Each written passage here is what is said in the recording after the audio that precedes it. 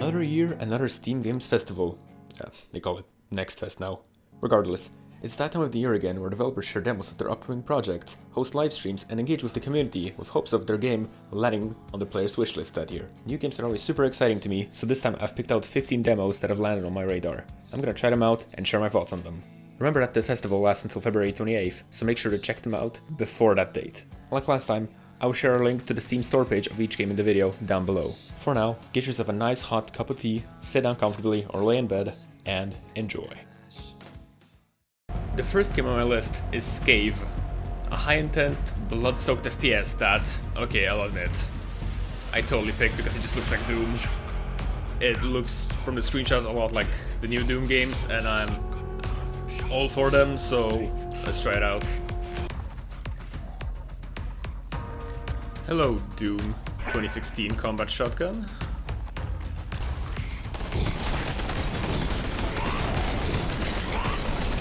It's a very fast shotgun.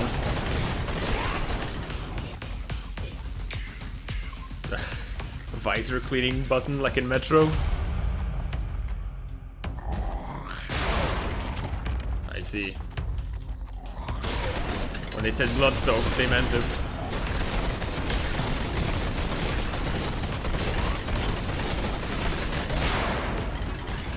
Less of a shotgun, more of a weapon of mass destruction. These enemies are just hazards. Doesn't matter.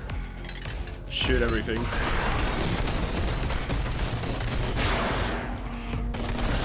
Slippery little bastard. The rocket projectiles are quite slow. Can't call it a good Doom Eternal clone without a dash. Gotta have the high intense movement. Kinda low on health, but I'm not quite sure how you get more. Okay, kamikaze enemies. Gotcha. With the amount of enemies in large environments, it kinda reminds me less of Doom actually, and more of Serious Sam or Painkiller, perhaps. Quite obviously like an old school FPS. Another weapon. A shotgun. A super shotgun, perhaps.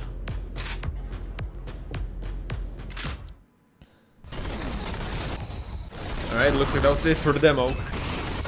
So far the shooting feels responsive and the movement quite fluid. Probably use with a bit more gun variety and not being at low health the entire time, but it looks promising. Might check it out again in the future. For now, we're moving on. Next up we have Neon White, a speedrunning FPS, where you sacrifice your guns for godlike parkour abilities. I'll be honest, that tagline kinda got my attention, and then the art style caught my interest, so let's check it out. You will now be known as Neon White. Roll credits. Oh, and we're in. Yes, I can move. I've played video games before.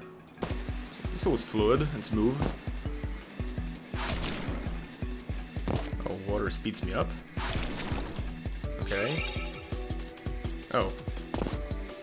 Well, screw you, game. I learned how to jump before you told me to. I've played surf maps. I probably don't need to do this, but it's natural.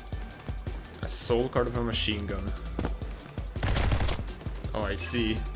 So instead of just having weapons themselves, I have cards that represent weapons, I guess. And I assume in veins of a true speedrun game, I die in one hit and I can restart immediately, right? Well, I sure as hell can complete it fast. Yo, White, bro! It's me! Yellow! It has been a minute, man! Skip! Fires like a handgun. Has a second jump. Oh, you right click to discard. Okay. Huh. Okay, so they have like special effects. Got it. I can hold multiple, I see, so I don't actually have to get rid of the gun. Just one unit of it. Nailed it.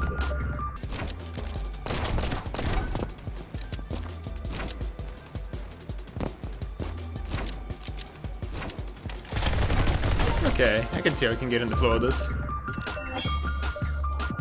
thing is very stylish. I see, so you can just bounce on them like Goombas.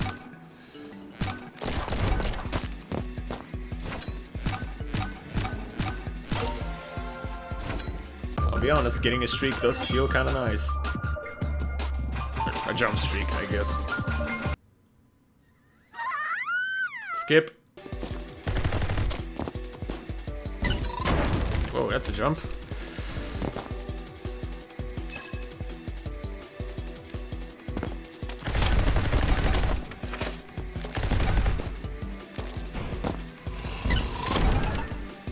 Oh, I think I overshot it.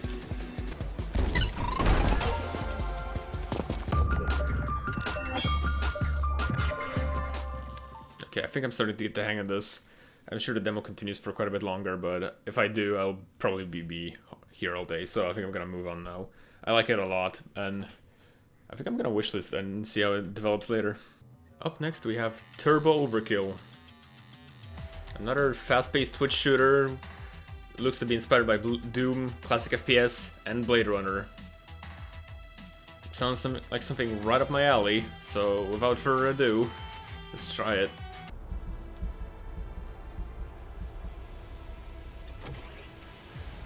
I am really digging this aesthetic. Chainsaw leg, okay. Oh, we're just going right into it. Okay, this is really fast-paced. Chainsaw slide and double jumps, because of course we do. Dashes. Alright. Lock on firing. Okay, so like a smart pistol from Titanfall. Okay, okay, I'm into this. That is cool. This feels really good to play. So use the slide to kill enemies. Okay. God, this is super smooth and responsive. This is visceral, even for like a low poly game. Oh, this feels good. Just simple premise, but fuck me, such a good execution. This looks like a good game to unwind. Nothing unwinds you better than killing sprees. I'll edit that out in post. Okay, the mood kind of changed here. We're going into more Doom or Quake vibes now than Cyberpunk arenas. In classic Doom fashion, you punch your way out of the level. Oh, this feels really good to play.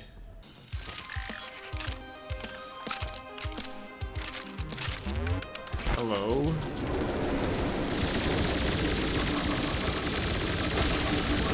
Oh, we are going full Serious Sam now. It even looks good. They somehow managed to make that low poly, lo-fi aesthetic, like almost like a PS1 game, look really sharp and stylish. Just a good art direction really triumphs. I know, unsurprisingly. Just, it's so responsive and so fun. I'm just gushing over the game. I've needed something like this for a while now. Also, the music slaps. But I don't think that really needs to be said. Like, I think it speaks for itself.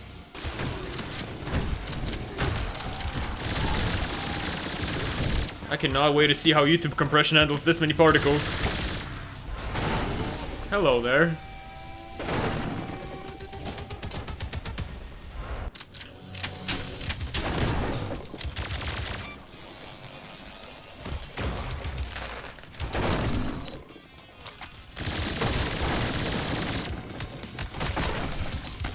Well, that was easy. Huh, I can just drop a gun too. Fire more accurately. Why would I do that? So far, this game looks really fun, really fast, really gory, really bloody, again really fast. Love the aesthetic, love the gunplay. I could probably play this for hours. Reminds me a lot of like classic FPS games like Serious Sam and obviously Doom. God, like this is so far really good. I advise you all to check it out. I will be wishlisting it, but for now, we're moving on. Next up we have TombStar, a seemingly Western themed roguelike shooter that feels very, at least from screenshots, very reminiscent of games like Enter the Gungeon or other like twin stick shooters. So could be fun, could be crazy. Let's see how it plays. And here we are.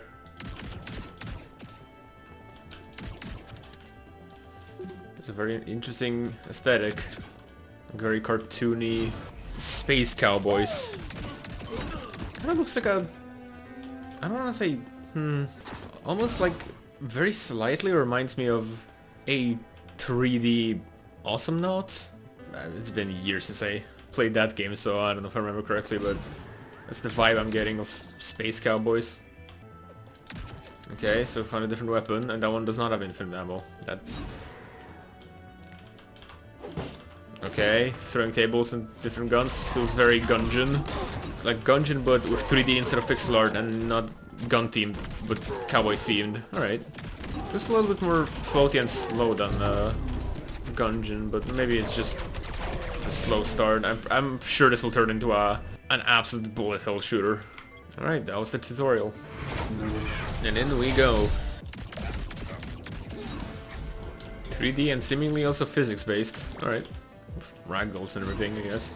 Enemies do seem to be affected by the physics of me shooting them. Like, knocked back and interrupting their movement. Kind of feels like those twin stick games people would make for like Little Big Planet or something, where actual projectiles were where bullets were actual physical projectiles that sent enemies flying. Used to play those a lot years ago, so this feels like a bit of a nostalgia trip, even in combination with just the resemblance to Enter the Gungeon or Binding of Isaac or those types of games. So far this game doesn't seem too like particularly difficult or like overwhelming like a bullet hell, but I'm sure that's just now and the game's just easing you into the gameplay loop. I can't wait for the inevitable level boss to show up and absolutely demolish me. I haven't found any other guns yet, which is kind of weird. At this point in something like Gungeon, you'd have like a bit of an arsenal. There we go. Okay, so you still open chest for guns. Honestly, with this aesthetic, this game wouldn't even look too out of place on a mobile device, though I can probably imagine a twin-stick shooter would be quite difficult to make work on touch controls, so maybe not. I guess just kind of the curse of the aesthetic, I guess. People kind of expect it to be and play like a mobile game. I want to at least try getting to the boss and seeing how that fight goes before I form a complete opinion. So far, I can probably boil it down to... Oh. If you like Enter the Gungeon, you will enjoy this. Oh, that looks like the boss room up ahead. If I can get there. Well, I've got 1 health, so this is gonna be interesting. Bouncing Bill.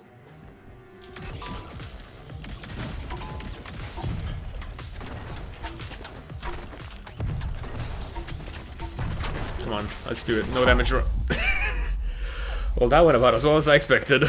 Alright, yeah, that's... yeah, alright. I think I've got a good read on the gameplay. It's 3D Space Cowboy Enter the Gungeon. If you like that game, you will enjoy this game. Up next to almost complete the list of the fast-paced FPS games today, which I wasn't quite expecting, but here we are. We have Chains of Fury, a self-proclaimed Metroidvania boomer shooter. I don't think I need to know more. Wow, this is a striking aesthetic. Oh, I see. A little hidden trick. Okay, we're breaking our way out. Right. So, the physics seem to be getting a little bit stuck. Okay. The performance seems a little bit like it needs some work. But this is a very interesting aesthetic of a modern game with sprite-based enemy and weapon model designs. A Metroidvania boomer shooters. not something I would ever hear describe a game, but yeah, the performance is a little bit iffy, especially looking towards the main hull. It does cause some mouse stuttering issues. I'm not sure if it's on my end or it's just still, you know, in active development. So this could be ironed out later. But if you try the demo out currently as it is, it's a little bit stuttery. This does have a certain cool charm to it. The view model seems to be getting a little bit stuck and look a little bit weird at different angles. I think this game would probably might be a bit weird, and I'm obviously no expert, but I think this game might maybe benefit more if it was perhaps locked to a horizontal camera movement only. That is a lot of enemies. Yeah, so far pretty fun. Very Doom 1 and 2.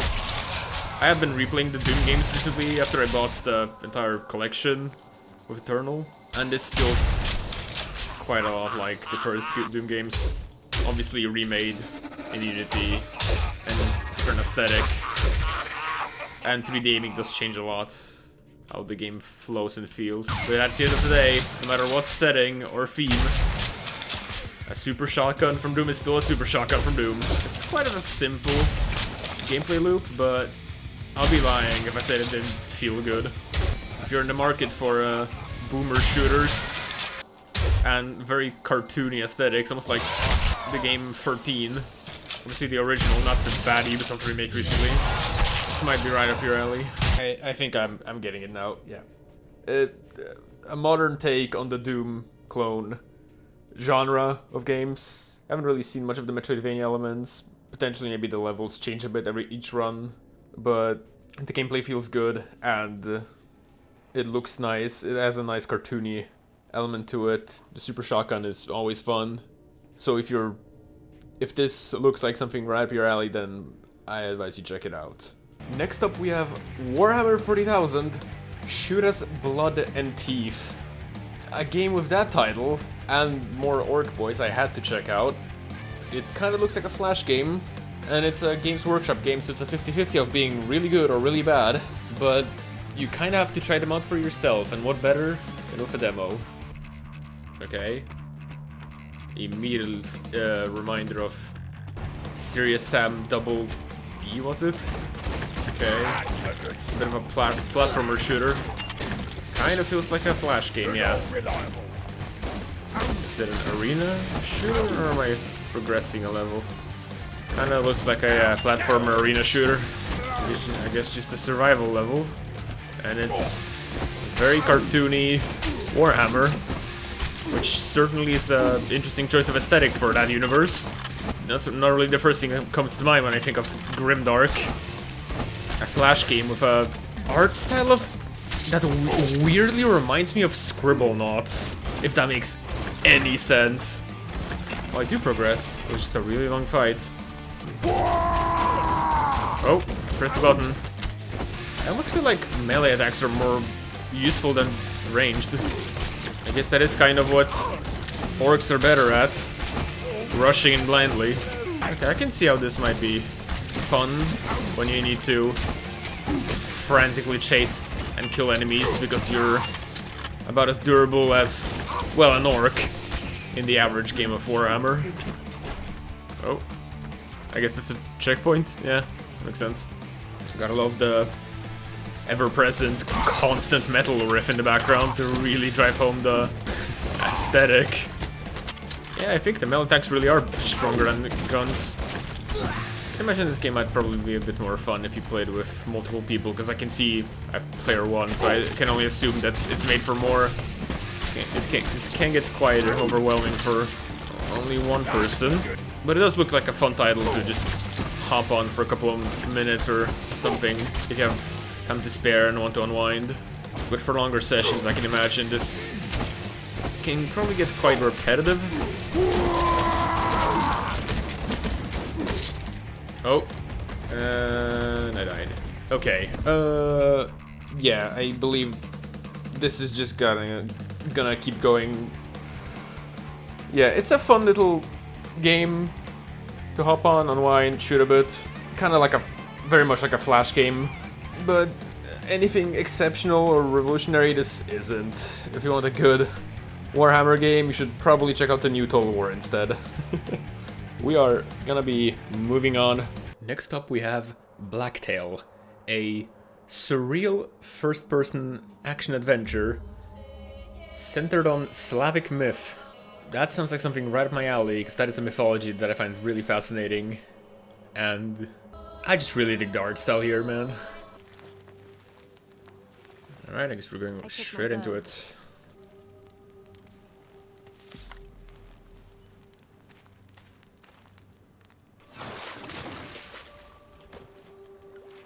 Mouse 5 for dashing, okay.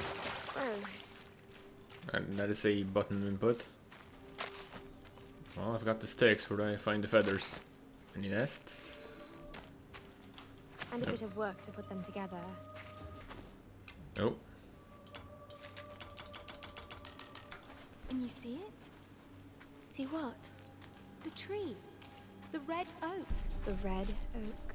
Pretty standard We've controls. often used it for target practice.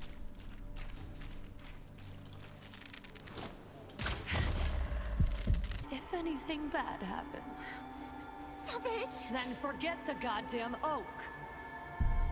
What you really want to find is the hut. What? Is it drilling into your little head? The hut. The hut!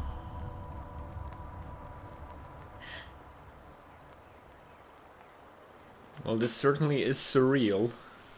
Just another bad dream. Hunt deer for meat. Is this turning into a survival game now? Because that would be interesting. Oh, what's your problem? It looks like it wants the fruit. That's my good deed for the day. Oh god, does this game have a hidden morality system? Oh no, it's Metro all over again. Oh, it's a big one. I hope I can take it down. You know, maybe I shouldn't chase full sprint after a deer if I'm trying to catch it. There it is. Stand still, you four-legged asshole. There we... He's tough. It'll need more than your blood won't go to waste. Fucking ace hunter over here. Hell yeah. That spider can kill in seconds. I'd better fix myself an antidote. I've played enough Zelda, I know how to deal with spiders. Shoot him in the eye. I need to get to the red oak. This is some landscape. Oh, there's my campfire. Oh no, it's a... oh god, so I'm playing Super Hexagon. I did not have time to react to that.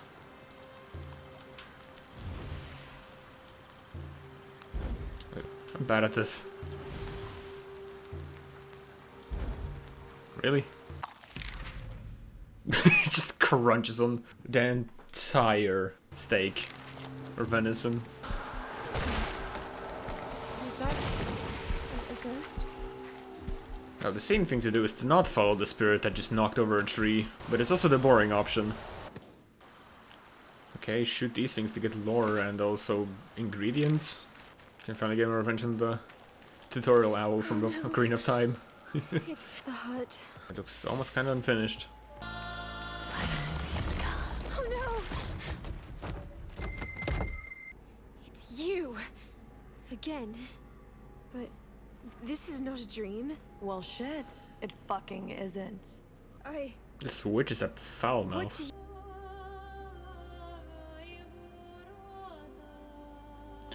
Well, this is certainly surreal. Okay, I could probably continue on from here for quite a bit longer, because this looks like quite an expansive demo for a story-heavy game. But I'm probably gonna round it off here. This does look like a pretty promising game. Not sure if it's like exactly open world or whatever, but it does feel surreal and it does tie in quite neatly into like mythology. But I've got other titles to look for, so I will be moving on, but I will keep this wishlisted. Next up, we have Conan Chop Chop, This was one of the first games I saw on the festival page, and all I really know about it is the title. It looks like a party game slash roguelite. There is a lot of those lately. And with a title like that, I felt like I just kind of have to try it. Let's see what happens. Okay, controls a bit like a twin stick shooter. Sounds like, yeah, this game is best played with a controller. Good thing I picked that up quite quickly. Once again, this feels quite a lot like a Flash game almost. But maybe it is just in a similar vein of games like Castle Crashers, I guess, if it's supposed to be a party title. I see, parries, deflect. If only the enemy could actually hit me. An ultimate ability, okay. So I need to charge the ultimate.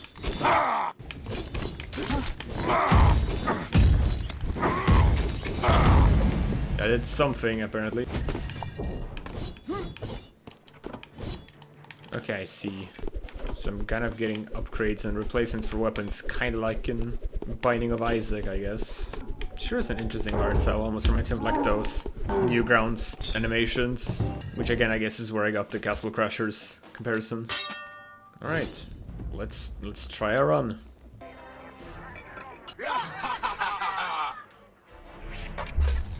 Crumbs, devils! What's that racket? Heroes of Hyboria! I have conjured a Wrathathon! The greatest combat test ever created!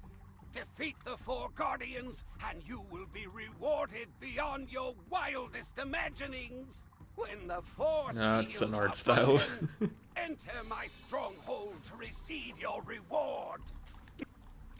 Oh, I cut off his menacing evil laughter, oh no. There we go.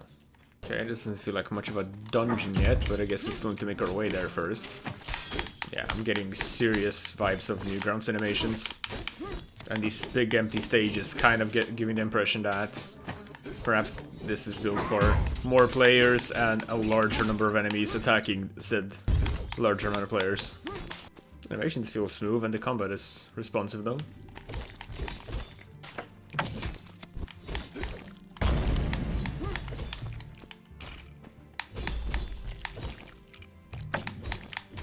I see, so my block is not infinite and needs to regenerate. Nothing to shoot. Okay. Again, just kind of like the Warhammer game, this feels like a bit of a fun little romp for a little bit. Like, roguelikes are perfectly made for doing a run or two for shorter play sessions. Bonus points if you like Newgrounds games and also are a fan of Conan the Barbarian, I suppose. I assume the complexity and the replayability lies in the variety of weapons and abilities you can unlock. Like just judging from that list at the blacksmith. Okay, yeah, I still am of the impression that the gameplay is quite simple and feels a little bit slow. It might be because it's built for more players, so which I guess the game would account for with more enemies, which would make it a bit more hectic and fun.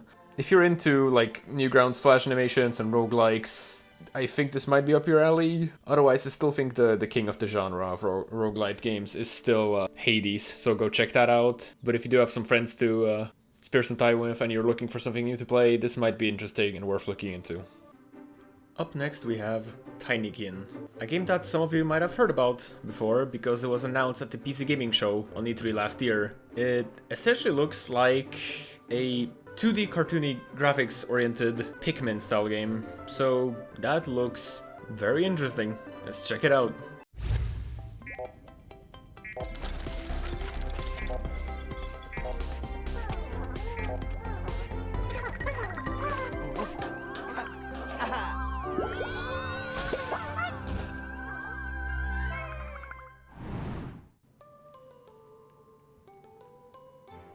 Huh. Now, this is quite the art style. Hey, you're finally awake. So we're starting like that, huh? Huh. First of all, wow, I'm digging this art style. Pressing. Oh, I see. Don't worry, I'm not gonna have a Cuphead journalism moment. Nope.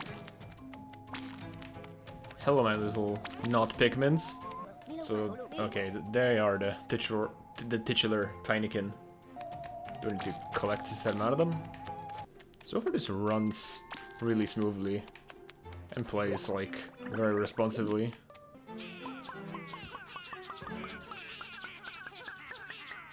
I really do just throw them individually. I suppose nothing motivates you to do something than just getting thrown at it with malicious intent. I like that it's all like sprite based. You can see them like kind of slightly turned around like a 2D texture. I like this aesthetic of like repurposing like a normal house to become like this giant like base museum or ancient like structure civilization to these like tiny creatures. Huh. So I do drive around on soap. Yeah, sure, that makes sense.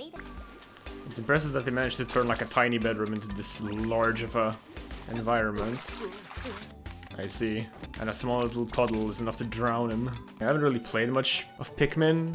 I've only really seen some gameplay here or there, and I've heard about the series. But controlling a little army of creatures that follow you does seem like a pretty cool concept. At least it is a unique idea. The movement feels really smooth so far. I feel like that's one thing I can say to like all the games I've played today. They all feel good to play, regardless if like they're a genre that interests me or not. None of them feel bad to play. It's not like like this is unresponsive and clunky. They all have something to offer. Alright, I think I'm starting to get the hang of this game, and I get the general gameplay loop of like collecting these little tiny creatures and collecting these other ones to throw to detonate, and like it's a collectathon where you need enough of these tiny creatures that follow you around to complete various tasks and puzzles, and it is an interesting premise and gameplay loop. The art style is, I mean, very cartoony. I mean, it's made to appeal to like all ages. It's pretty nice, but I think that's gonna be enough for this game because I still have plenty more to go through. Next up we have ABRISS, Build to Destroy, a physics-based building simulator thing. It looked pretty interesting from the art style on the Steam page, and I don't know much else about it, so yeah, let's check it out. Looks very, almost like voxel based graphics, pretty interesting. So it's a destruction building simulator. I've placed a cube. Feels almost like a puzzle game. Okay. I see, and then it's let go. Okay, so it's, I see, yeah, it is a physics-based, like, setup, chain reaction, domino effect, destruction type of game. Okay, I can see the appeal to this. What do they mean? Do they not link which part? Oh, to make, I guess, like, just one bigger solid piece that collapses without breaking, I guess? Let's say a pillar like this, connected to another pillar like this. Oh, I see the problem. Can I place them on the side of it? I could, and then I could maybe place it there. This should be good enough. I'm an architect. Trust me.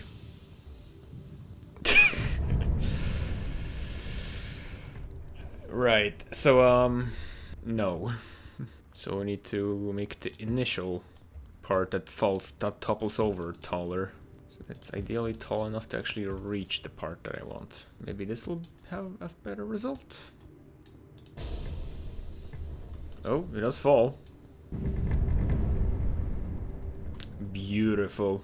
I'm impressed how well this game runs for like the incredible amount of little particle details and just so many physics objects. It seems to be... Oh. It's still falling. I see no firmware issues or performance drops, so props to the optimization for this game. I'm sure absolutely nothing wrong can go here. I mean, we can add some more parts, because why not? Oh, I see, it also needs to hit that other building. Which it thankfully did marvelously. Turning parts. Ooh, yeah, they are... Okay, yeah, I see. I see where this is going. This game is gonna, like, start complicating the designs now. This thing is built with hopes and dreams. Keep that for balance.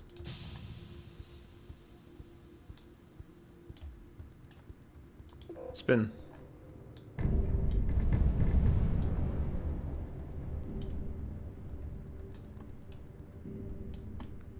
Works perfectly. Alright, I'm starting to see the fun in this. You get to make your own cool little designs and concepts, and it is like mostly almost like a puzzle game. Like trying to make something really tall that obviously probably shouldn't work, and this is also probably also collapse horribly. But that's fine. I don't need it to hold up. I need it to explode. I have an additional piece or more for support. Like that, see? Perfectly. It works just fine. It all exploded. You can't even tell that there was a bridge there. Yeah, now the game's gonna start to overcomplicate things and designs. I'm gonna have to probably, yeah, make something that like launches itself and builds, and I feel like I'm very quickly gonna start finding things that are way beyond my expertise. Yeah, right, that's not gonna work. I'm not good at these puzzle games, as it turns out. But anyway, yeah, I can totally see the appeal of this. This is a puzzle game, a physics-based, logical, like, destruction simulator. Build something cool, and then send it flying so it explodes as much as possible. It's almost like if Kerbal Space Program was built around how people actually play Kerbal Space Program. So if that's how you play that game, this might appeal to you. I will be moving on, because we still have more games to go. Next up, we have a game that probably needs absolutely no introduction. It's The Wandering Village. You build a village on top of a wandering turtle monster thing. Sign me up. Driven from our homes by the toxic spores, we kept wandering, looking for shelter. But not in our wildest dreams did we imagine what we would find.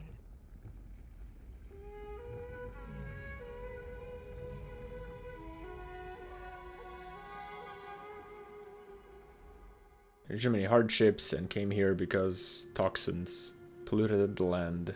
Do I need a tutorial? Probably. Can pause the game like any city builder. Oh, hello. Huh. That's a world view. I see. You can see where you're traveling. Oh, that's kind of cool. No, actually, let's city build in this city builder. I need to make a tent. It seems easy enough. What does this mean? Harvest tool. Okay, so you designate zones for harvest and zones for building homes. Seems pretty standard for builders like this.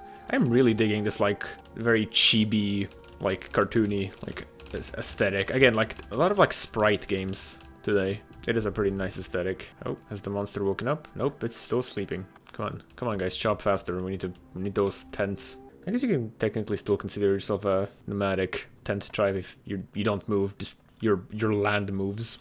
This looks like a, I don't know, like chill type of game, kind of like Dwarf Romantic, or maybe a little bit different. Actually, go collect all of these. None of you look like you have anything to do.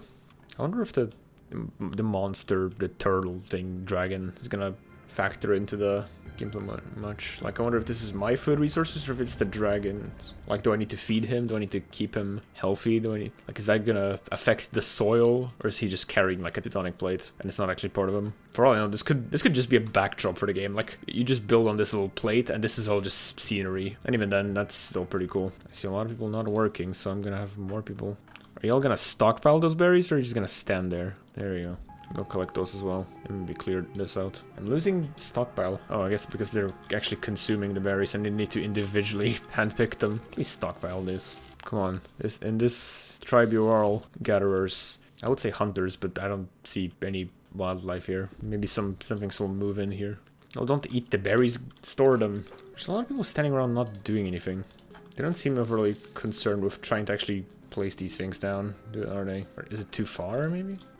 do I need to make them a pantry closer to the... You know, maybe that would have been a smart thing. They already get overly tired trying to move them. Oh, I can only store that many. I see. You know what? Yeah, let's like actually, let's do that. But this was probably a lapse in judgment. Maybe I should have made another one. Should have probably read the tooltip. Oh! He woke up. Oh, whoa, whoa, don't break anything. I need more stone. Yeah, I'll go and harvest some stone. This is truly gonna be a berry society. There's a lot more berries than there is anything else here. Come on, work it. I need those rocks. I need them faster. There we go. Can make a farm. The farm can be... there, sure. Y'all are nearby anyway. Clear these out to get more wood for that. Don't... Oh, research trees. Every city builder needs those. That's the Onbu. It's traveling somewhere. I'm not quite sure what those... Are these like for expeditions or something? Oh, they are. Okay. I'm not getting to that, I don't think. So they're slowly building a farm. They would probably go faster if they could actually collect that rock faster. I assume assigning the plots is something I can only do once I'm actually finished with the farm. At least they don't seem to be not happy. This is, I wonder if this is just the entire like plot of land you get, and then you just kind of have to like start scrounging for external resources, like a very limited initial starting area, and you kind of utilize it well, and then start searching outwards, kind of like in Frostpunk, another title I'm a bit too late to check out. Anyway, how's that farm going? Come on, cut those trees down. I don't have all day. You know, that tree cutting would go a lot faster if you would work together. I don't know what this guy's doing. Quite far from their initial base, but whatever, the cardio will do them good. Is there a speed modifier? Yes, there is. Should have probably done this from the get-go. This man is happy just standing along and not doing much. 10 people are idle. Why are they idle? Go clear out some more trees or something. Go collect more stones or something. Nobody's idle. There we go. I know how to run a communist utopia. Well, dystopia. I guess it doesn't make a difference to them. Okay, so yeah, cute art style aside, this does still seem to follow your traditional norms for city builder games where you need to supply them with like basic needs and materials to build, expand, provide food, various resources, then make a research center, to start researching tech, and then you have a tech tree that you keep researching, and then you expand, and then eventually it gets overcomplicated, and then you forget one vital resource, and then everyone dies, then you start a new save. So if you're into that sort of gameplay, I think you'll love this game. I think you might also just enjoy it based on the chill premise. Like, it feels very like laid back, and also I mean you're making a city on top of a giant moving dragon creature. I mean, like, do you need anything more to sell you on a game? I don't think there's anything else that needs to be said. I think you'll enjoy this one if you enjoy city builders and also big dragons. Now moving on. Up next we have Oaken. I'll admit, this game immediately sold me on the cool little art style, very chibi, very almost like something like a weird mix of Ori and the Blind Forest and Hollow Knight, if that makes any sense. This, according to the Steam page description, is a turn-based roguelike, so that could be very interesting. Let's check it out. Oh, I have a dialogue, and also a big glowing begin button. Oh, yep, it's my turn. I need to defeat all enemies. The lady, my hero. She has 2 attack and 16 health, kind of reminiscent of cards in Hearthstone, I assume. To drag her to a spell. Cast a dragon onto a target. I see. Oh. Okay, so yeah. Okay, casting abilities costs mana. Yeah, I think I'm starting to very quickly understand it. Hasten. Yeah. Okay. Yeah. So if you've played turn-based games, you probably understand some fundamentals. Now, can I move anyway to line them up? I see. So I can also like manually hit them by just dragging the quote-unquote card on the enemy, which I think I need to do because I don't have any abilities. Send him.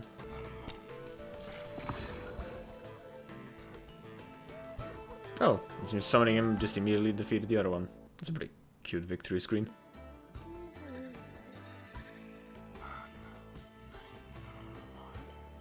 Okay, so it seems to be that creature wants to teach the lady something, but she is very much not listening.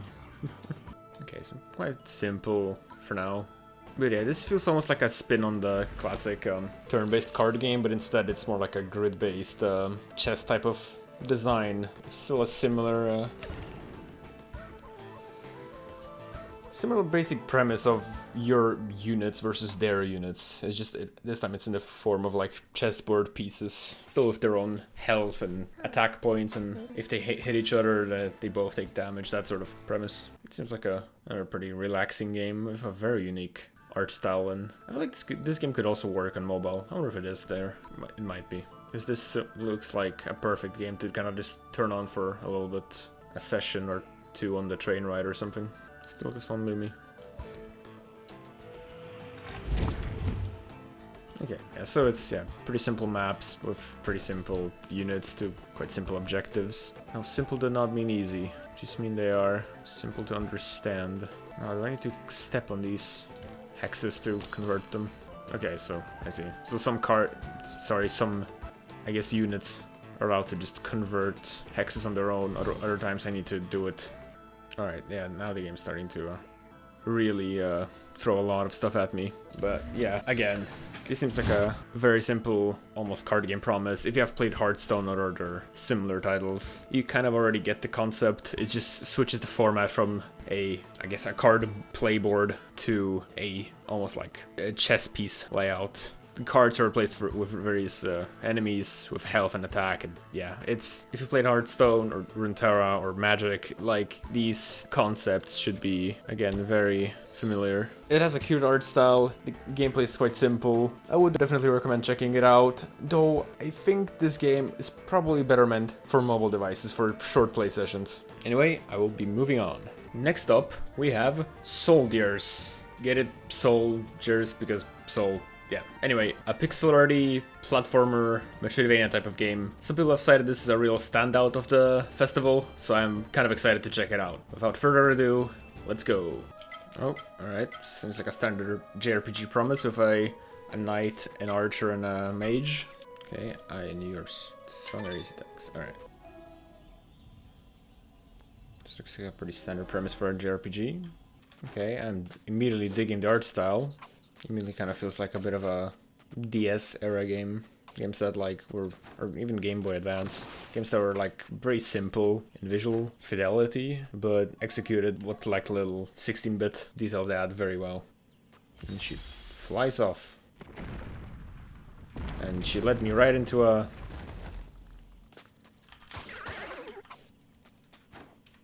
It seems pretty simple, pretty quiet. Almost a little bit weirdly quiet, with a large amount of music inside the actual opening segment. It feels almost weirdly quiet. Oh. Oh. Okay, alright. Without the music, you can like almost tell there's something missing from the ambience. Oh. 1 for health potions. And P for dodge. This is a very interesting layout where U, E, I, and PO are used. That sure is an interesting button layout. Hello. You're not a boss, are you? Oh. No, but speaking of, I'm thrown right off the deep end, huh? Yep, got it. But I thought the other button was the block. These are some confusing controls. I swear the same button does different things now. Or was that a scripted encounter?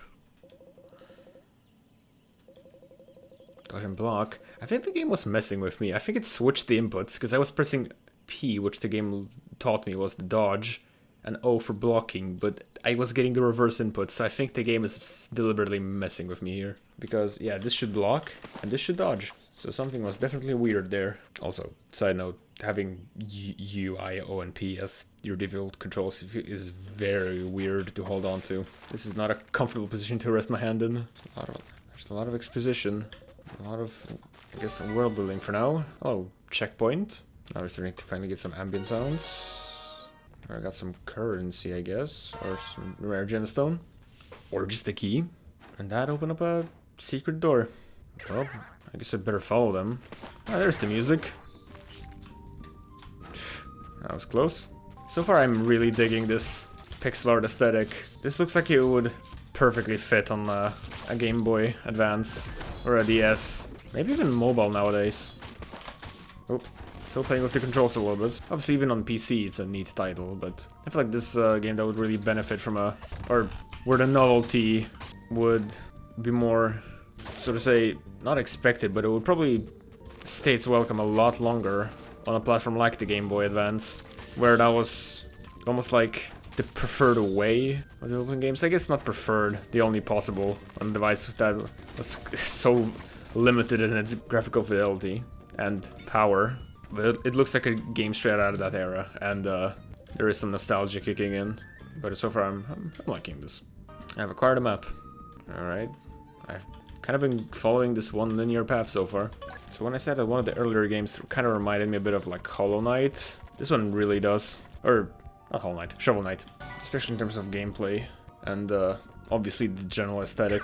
16-bit games really do have the benefit of not really aging, or like at least being really difficult to notice aging. And even then, it's mostly in like mechanical and game design, not really in visuals, because these are honestly timeless. Alright, but yeah, I am liking the art style, the gameplay, the presentations. Like, takes me straight back to a game out of early 2000s, maybe 90s. It's a bit before my time.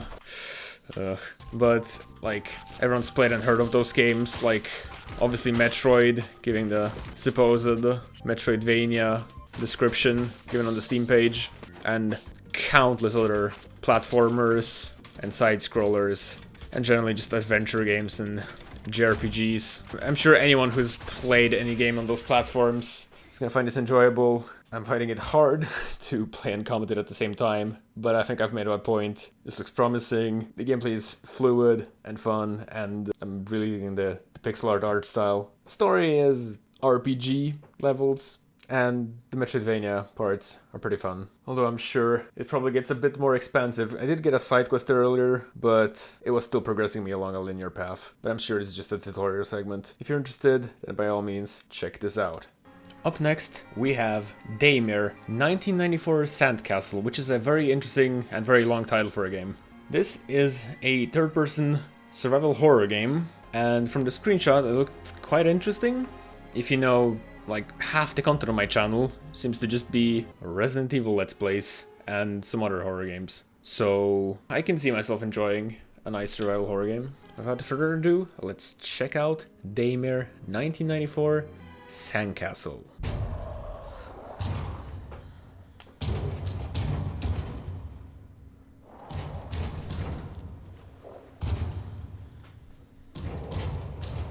Alright, looks like we're starting directly in the game, although weirdly enough my mouse doesn't seem to be working properly or getting registered. Alright, let's try, yeah, alright, controller. It seems to be working at least. It's gonna be interesting because I don't usually play third-person shooters on a controller, but if the mouse doesn't seem to be working, I don't appear to have much choice. Okay, it's probably the most visually impressive game on just pure fidelity so far of this festival, but at the same time it is a horror game. Half of the premise seems to be mostly graphics for immersion. Okay, this feels quite inspired by the recent Resident Evil remakes. I can't really speak if the controls are identical because, again, I did not play them on a controller, but the menu layout certainly does seem familiar. I can scan things. I would prefer to be walking around with a weapon out. Honestly, this art style does really appear to be more like a...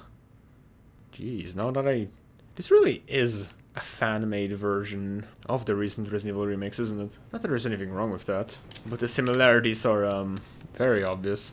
It's almost impressive how well they managed to capture the spirit of it at a more cartoony art style. Yeah, this is a good-looking game. Obviously, it doesn't have the photorealism of the Resident Evil games, but it does a very good job at translating even just the feel and like, you would be excused to come here straight from playing Resident Evil 2 or Resident Evil 3 remake directly into this and feeling right at home.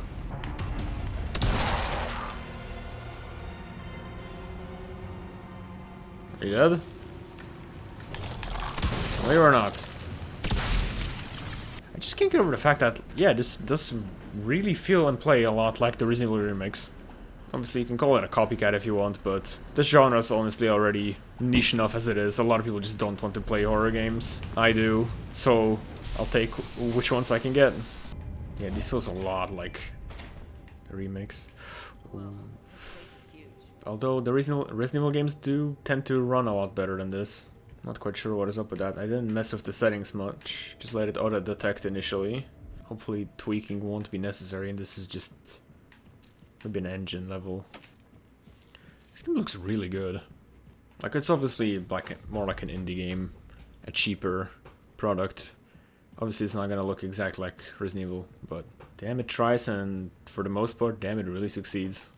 More puzzles. But just like Resident Evil, as soon as you figure them out, they're kinda simple. And now I just need to walk back, and presumably nothing bad is going to happen to me. Nothing at all. Right, but yeah, I think I've probably lost track of time just enjoying myself in another horror game. Man, I would just wish Resident Evil games could come out more often. But yeah, it's like a Resident Evil game. If you enjoy those, you will like this one.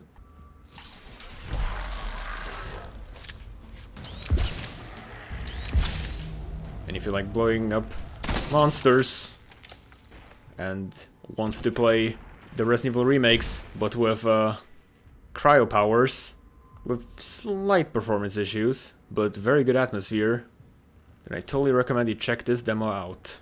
But I believe it is now time to move on to the last game. Now last, but very certainly not least, we have Kao the Kangaroo. Now this is a game that I've actually been actively following a little bit, and this is a game I have quite high hopes for. Kao the Kangaroo is a franchise most of you have probably never heard of, and it's made by a relatively little known Polish studio called Tate Multimedia, and it's... I don't even know where to begin. It's a series that I played a lot when I was younger. It was very big for a PC platformer here, in Poland, and just everyone knew about it, everyone played it. It was like our own little local Mario or our own local Crash Bandicoot, Jak and Daxter, you name it. We probably played this instead because we didn't really own consoles, so this was our childhood. So this new game, this reboot or sequel, I'm not sure, it's been decades, is something that I've really been looking forward to. Without any further ado, I kinda wanna check it out.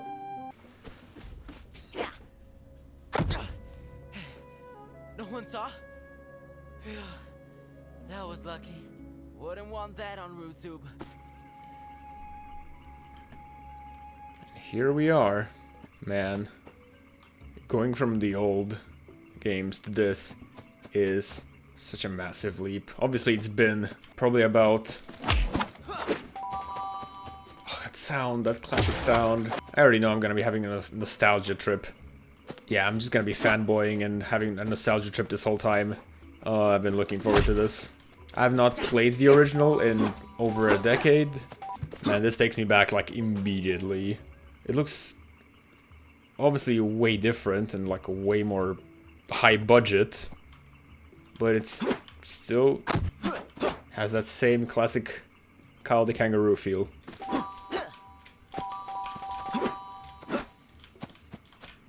Yep, clearly a bit of a work in progress. This just immediately feels good to play. Maybe not specifically in terms of controls, because it does feel a little bit sluggish, especially the camera, but it feels good just knowing that this franchise still exists and is still going. Like, you never hear of games like going on breaks this long and then returning. I mean, obviously there are some, but few and far between. Also, I'm impressed how much this like keeps the spirit of the original Kao. Oh, I say the original, but there was a whole series, a trilogy, if I remember correctly. They were pretty much just little episode packs. They weren't particularly long games, neither were most platformers. And I cannot wait for this game to fully release. Something's a bit weird with the audio volume mixing, because I turned it down a little bit. But something's pure way louder than others, like punching compared to the dialogue. I was hoping just turning up everything to its maximum value, turning down the master volume a lot would equalize things a bit more, but maybe not. These gloves really helped me give those frogsters a smacking. I don't see what the fuss is about. They're just normal gloves. You call a powerful artifact normal? A stuffed toy is normal. Hey, you leave Mr. Beaver out of this. So, what I said about the higher budget earlier, that clearly did not translate to the voice acting. That is still at a equally Eurojank level. The actors clearly don't sound like they're native English speakers, and I'm glad they kept the long neck.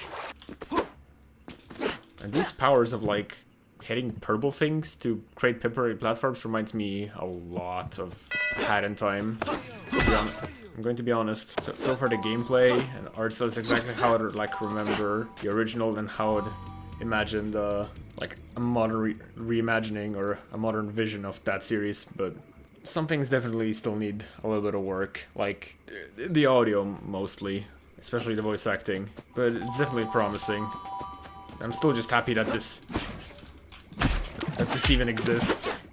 Regardless of the little, like, jank or, like, weird design choices, it still just feels nice to play. I've been sorely lacking for good, like, 3D platformers, apart from just Mario and A Hat in Time in recent years.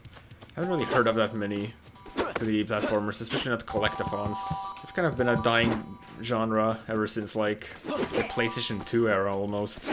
But who can say no to stimulating some good old childhood nostalgia, especially for a series this obscure. The game might be relying on some old design tricks or gameplay, so to say, core pillars, but it has actively been so long since I played the originals that I wouldn't be able to tell if they were, or if these are just new concepts.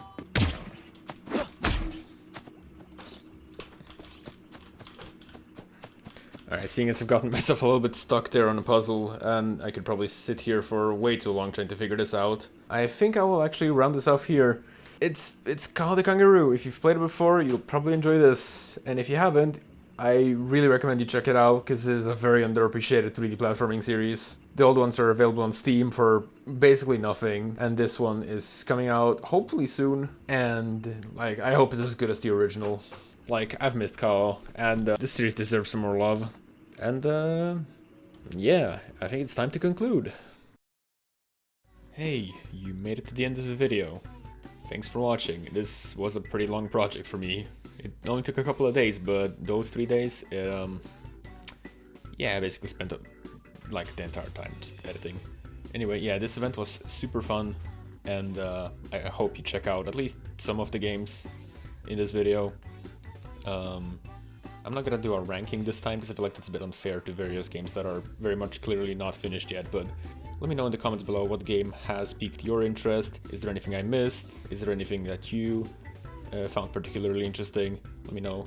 If you like this type of content, make sure to like and subscribe, helps a lot. I might make another video like this for the Autumn Festival, but no promises.